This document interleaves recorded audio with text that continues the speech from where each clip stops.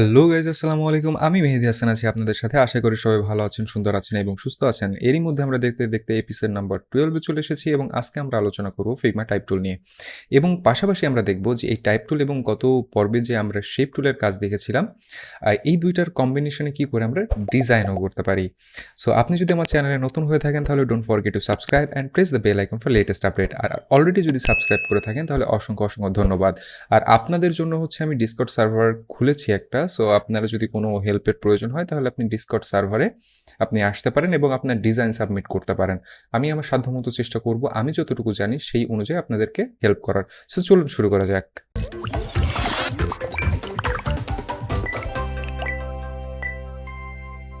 Welcome back. So যেহেতু আজকে type টুল নিয়ে কাজ শিখবো, সেহেতু আপনি যদি প্রিভিয়াস ভিডিও মিস করে থাকেন, টাইপোগ্রাফি রিলেটেড আমার একটা ভিডিও তৈরি করা আছে। সো আপনার যদি কোনো ধরনের কনফিউশন থেকে থাকে বা এই ভিডিও দিয়ে যদি আপনি শুরু করছেন দেখা, তাহলে অবশ্যই টাইপোগ্রাফি সম্পর্কে ব্যাপক একটা ধারণা আমি আপনাদেরকে দেওয়ার চেষ্টা করেছি আমার একটা ভিডিওতে। আপনি আই বাটনে ক্লিক করে সেই ভিডিওটি দেখে আসতে পারেন, অথবা ডিসক্রিপশনে আমি লিঙ্ক দিয়ে দিব, আপনি চাইলে সেই ভিডিওটা দেখে আসতে পারেন।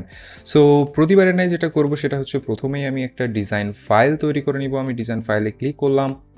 দেন আমি যেটা করবো সেটা হচ্ছে আমার ফাইলটা রিনেম করে নিব টাইপ টুল। দেন আমি যেটা করব কিবোর্ডের এফ প্রেস করে হচ্ছে আমি আর্ট বোর্ড সিলেকশন করে নিব, অর্থাৎ আর্ট বোর্ড টুল চুজ করে নেব অথবা ফ্রেম টুল আমি চুজ করে নিব। দেন আর কি রাইট সাইডের প্রিসেট থেকে আমি একটা প্রিসেট নিয়ে নিব, সেটার নাম আমি দিয়ে দিলাম হচ্ছে টাইপ টুল। যেহেতু হচ্ছে আমি এটা নিয়েই আজকে কাজ দেখাবো। তো আমার ওভারঅল বেসিক যে কাজ সেটা আমার হয়ে গেছে। এখন যেটা করতে হবে সেটা হচ্ছে কিবোর্ডের টি প্রেস করে ফেলুন, অথবা হচ্ছে টুলবার থেকে এই টি লেখা আছে, এই টি থেকে টেক্সট টুল আপনি চুজ করে নিতে পারেন, অথবা টাইপ টুল। সো দুইটার একটা আপনি হচ্ছে এখানে চুজ করে নেন। দেন যেটা করতে হবে, আপনি চাইলে ওয়ান ক্লিক করতে পারেন এবং আমি এখানে টাইপোগ্রাফি লিখে নিচ্ছি।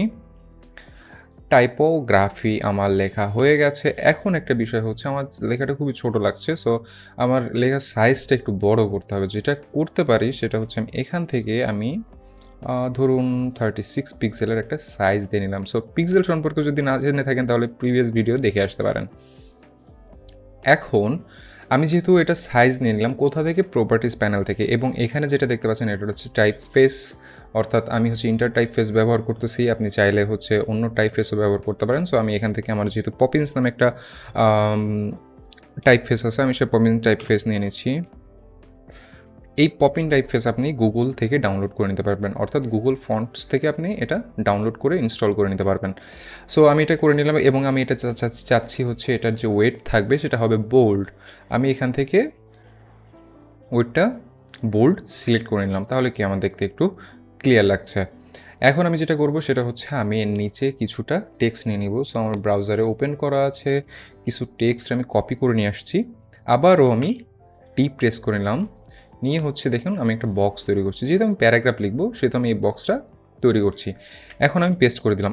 এখন যেটা দেখতে পাচ্ছেন, যেহেতু আমি প্রিভিয়াসলি হচ্ছে বড় সাইজ নিয়ে নিয়েছি, সো যার কারণে হচ্ছে এত বড় দেখাচ্ছে।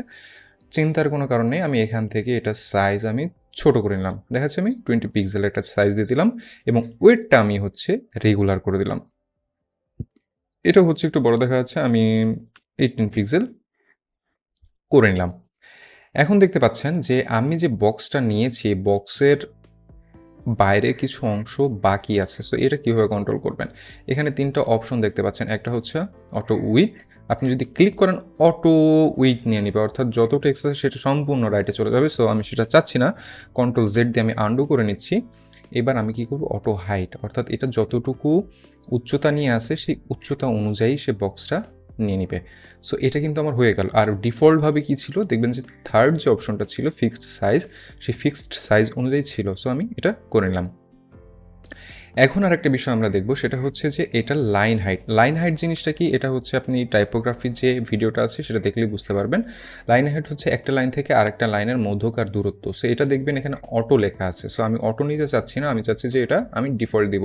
আমি কোনো টাইপ যদি চুজ করি বা কোনো প্যারাগ্রাফ যদি চুজ করি, যেটা সাইজ আমি যেটা নিই সেটার সাথে আমি 8 যোগ করে দিই। সো আমার 26 এখানে দিয়ে দিলে হয়ে যাচ্ছে। অলরেডি 27 কিন্তু ডিফল্টভাবে ছিল।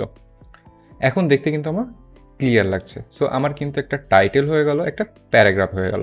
এইভাবেই কিন্তু সাধারণত আমরা টাইপ টুলের ব্যবহার করে থাকি। এখন যে বিষয়টা করব সেটা হচ্ছে আরও কিছু অপশন আছে, সেগুলো আমরা কীভাবে দেখব। দেখুন আমি এখানে হচ্ছে একটা ইন্টার দিয়ে আমি নিচে নিয়ে গেলাম।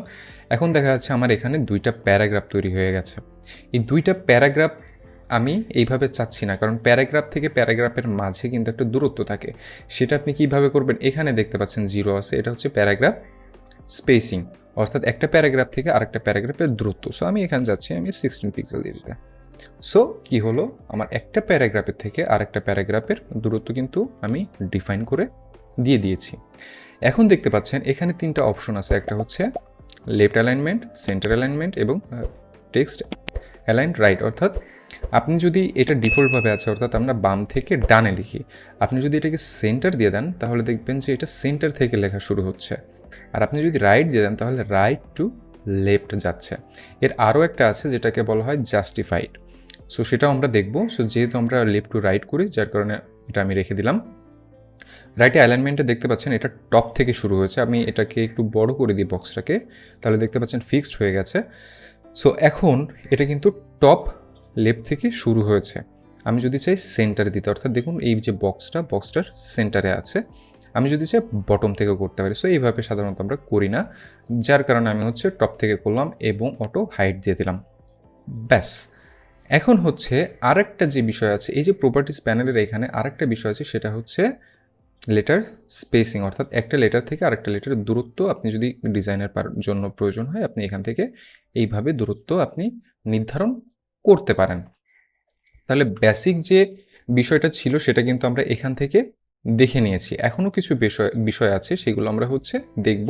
এই যে ট্রিপল ডট আছে, এই ট্রিপল ডট থেকে আমি ট্রিপল ডটে ক্লিক করলাম, এখানে বেসিক কিছু অপশন আপনি এখানে দেখতে পাচ্ছেন, এখানে ডিটেল কিছু অপশন এখানে দেখতে পাচ্ছেন।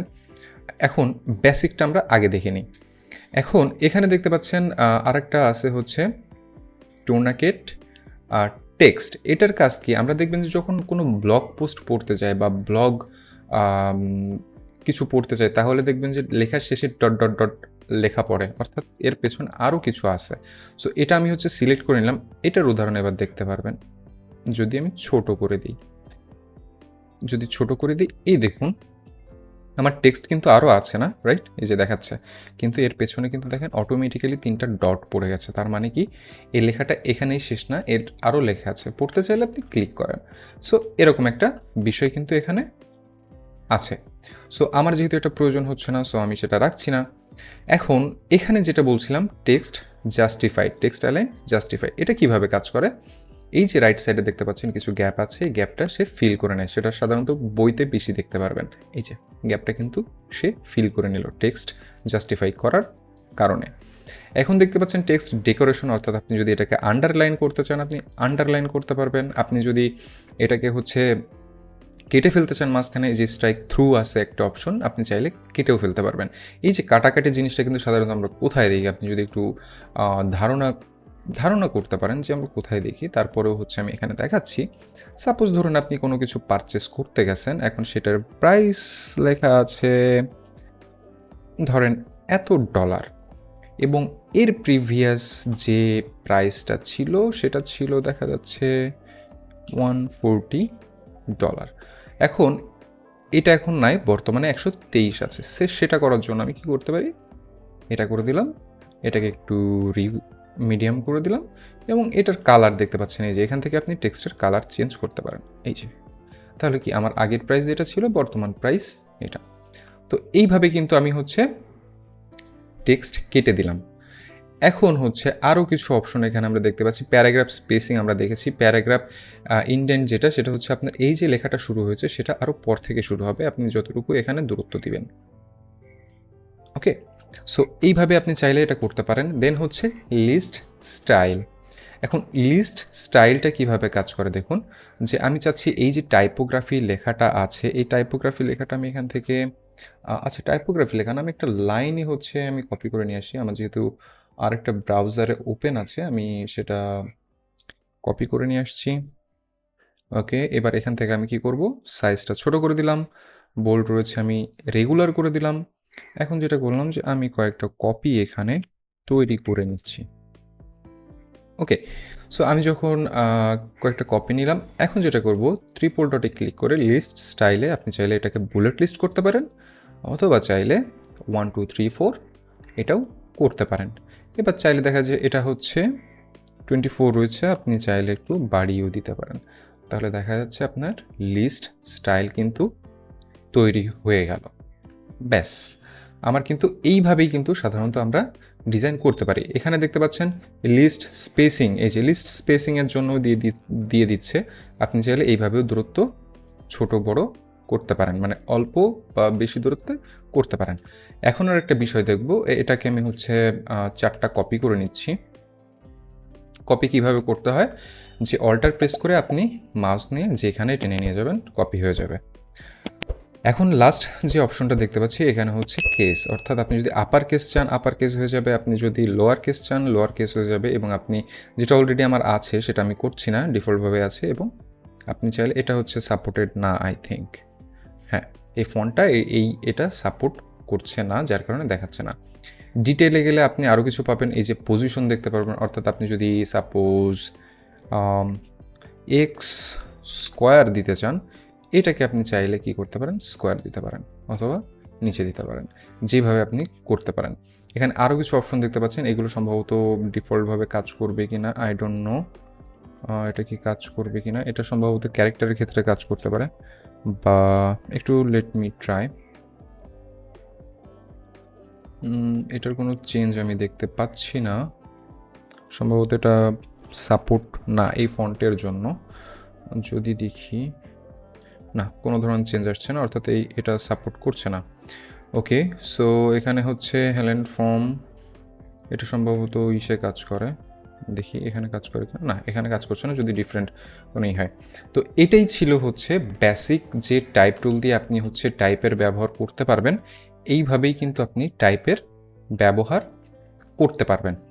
এখন হচ্ছে আমি যে বিষয়টা দেখানোর চেষ্টা করব, যেহেতু আমি ভিডিওর শুরুতেই বলেছিলাম যে আমরা দেখব কিভাবে একটা ডিজাইন করা যায়, তো সেটা হচ্ছে আমরা দেখব। তার আগে হচ্ছে আমি একটা কাজ করি, আমি একটা যে কোনো একটা ইমেজ হচ্ছে আমি ডাউনলোড করে নিচ্ছি, যেটা রিলেভেন্ট বা ইরিলেভেন্ট হলেও হতে পারে, আমার এখন এটা বিষয় না আমি কোন ইমেজ চুজ করব। সো প্রথমে গত ভিডিওতে কিন্তু আমি দেখিয়েছিলাম যে প্রথমে যেটা করব, একটা শেপ ক্রিয়েট করে নিলাম আমার ইচ্ছা মতো।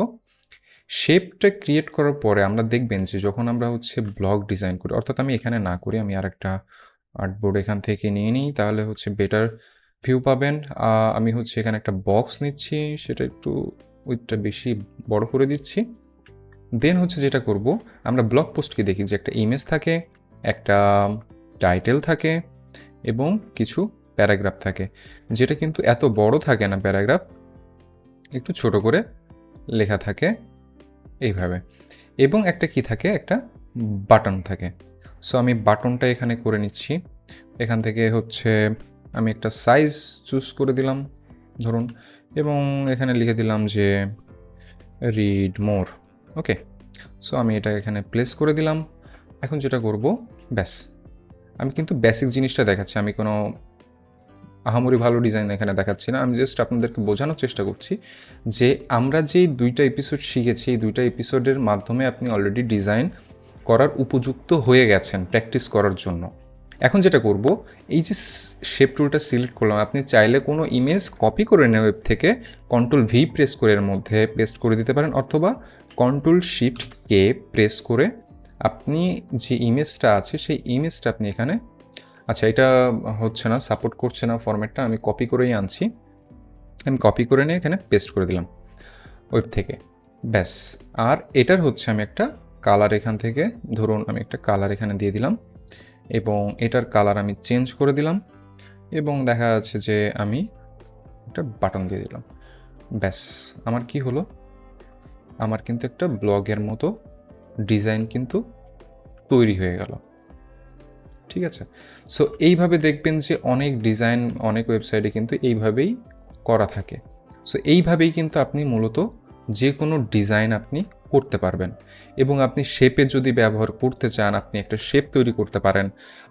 সেখানে দেখা যাচ্ছে যে আপনি কোনো লেখা, দেখা যাচ্ছে এই লেখাটাকে যদি আমি চাই আপনি যদি কোট আকারে যদি করতে চান, একটা বিষয় হচ্ছে আপনি রাইট ক্লিক করে যদি কোনো কিছুর পেছনে চলে যায়, আপনি রাইট ক্লিক করে ব্রিং টু ফ্রন্ট আনতে পারেন, অথবা এই যে লেয়ার আছে, এই যে আমার টেক্সট লেয়ার, এটাকে টেনে ধরে আমি উপরে নিয়ে গেলাম, এটার সাইজটা আমি বড় করে দিচ্ছি, লাইন হাইটটা দিয়ে দিলাম, ব্যাস। এইবার দেখা যাচ্ছে এটার কালার আমি যদি চেঞ্জ করে দিই, ওকে, সো সাদা করে দিলাম, ব্যাস। একটা শেপের উপরে আপনি একটা কি করলেন, টেক্সট এনে একটা ডিজাইন করার চেষ্টা কিন্তু আমার এখানে করা হয়ে গেল। তো সাধারণত কিন্তু আমরা এই বেসিক যে টুল, এই যে টাইপ টুল, শেপ, কালার, অ্যালাইনমেন্ট, এইগুলোর মাধ্যমে আমরা ডিজাইন করি। সো আস্তে আস্তে আমরা আরও ইন ডেপথ দেখব, আপনারা আস্তে আস্তে আরও ইমপ্রুভ করবেন। আপনারা চাইলে আমার ডিসকর্ড সার্ভারের লিঙ্ক নিচে দেওয়া থাকবে, আপনারা জয়েন করে যে কোনো ধরনের কোশ্চেন ওখানে করতে পারবেন। সো আপনি যদি আমার চ্যানেলে নতুন হয়ে থাকেন তাহলে don't forget to subscribe and press the bell icon for latest update. আর অলরেডি সাবস্ক্রাইব করে থাকলে অসংখ্য অসংখ্য ধন্যবাদ। ততক্ষণ সবাই ভালো থাকবেন, সুন্দর থাকবেন এবং সুস্থ থাকবেন।